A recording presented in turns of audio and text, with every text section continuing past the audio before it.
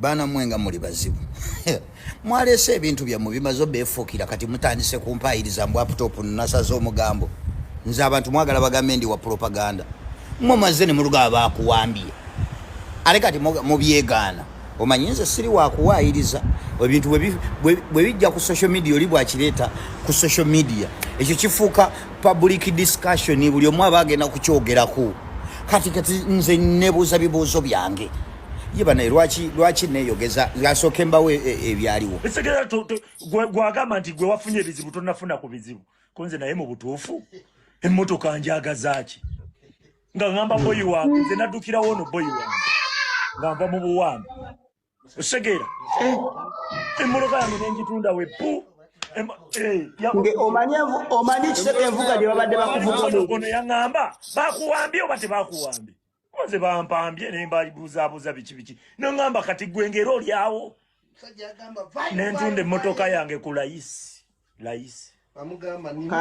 byonna be babipanga ate Kiseka labayo Kiseka ate labayo engeri gye bakolamu saliyagadde kutunda mmotoka yange wakiri noonye bunoonya ssente nangamba gwe wotuuka wali byonna tugenda bikolako byonna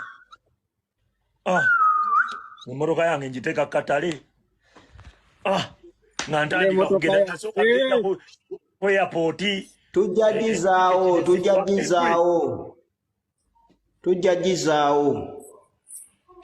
kati neewuunya ogenda okudda ku intaneti. Ebyo byabadde bigambo byammwe nze temumpayiriza sinnabasalako mugambo ebyo sinze nabyogedde nti simanyi bawambye nze just nebuuziza bibuuzo byange nga concerned fellow.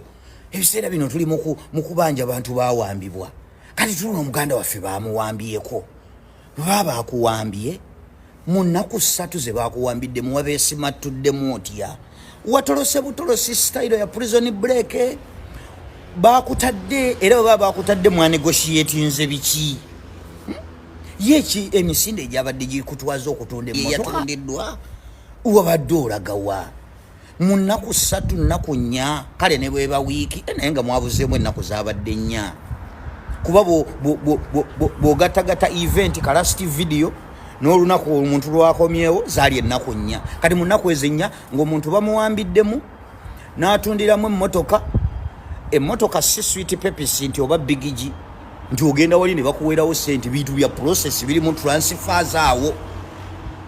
Omuntu natuuka naga nengenda ku kisaawe omuntu tagendawo nga talina visa kakati process ya visa mu nnaku 4 kale ne bakuwamba kisimatuka mu lunaku lumu n'okoma mu lunaku lumu n'otunda emmotoka n'otunda n'ebyomunju byonna nebiggwawo n'osigalako 0 then n'ofuna n'omuntu awakolera process ya visa express oba eyeriruddawo ey'olunaku olumu n'otambulirawo paka Madagascar ku airport yawa n'otuuka wagenze otya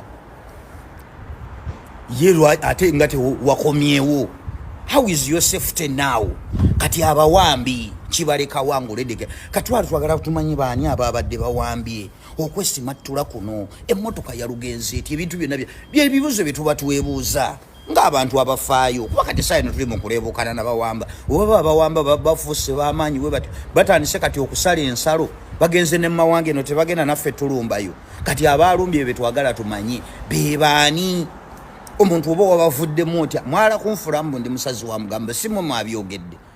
So ebintu bibanga bya public ebefuuse public discussion twebuuza okwewala ebinaddako omuntu baba bamwegezezaamu ne bamuwamba n'atoloka atunyonyo bwe yatolose oba balina ddiiru gye bakutudde babadde bakuwambira kintu wakoze eki badde bakuvunaana ki ensonga yaabwe yabadde kikubanga eno tudiiringa ne hostage situation oba nga babadde bakuwambye omuntu alina ensonga aba yakuwadde ensonga lwaki yakuwambye mwanegotiatinze bunegotiatinze n'akuleka era mwanegotiatinze eki naye ebintu bino engeri gye bya happeninze mu nnaku 4 yokka ye yammazeeko wuzo.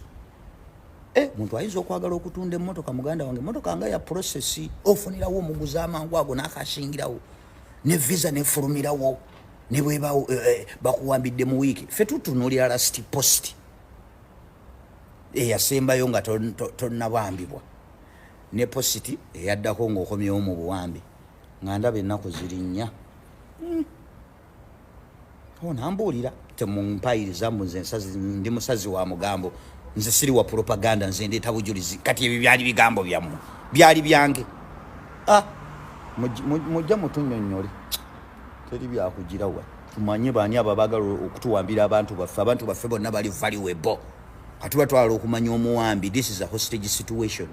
Eyawambira kati eyawambye kati yategedde nti wagize waloopye ku poliisi kuba eyo si Uganda.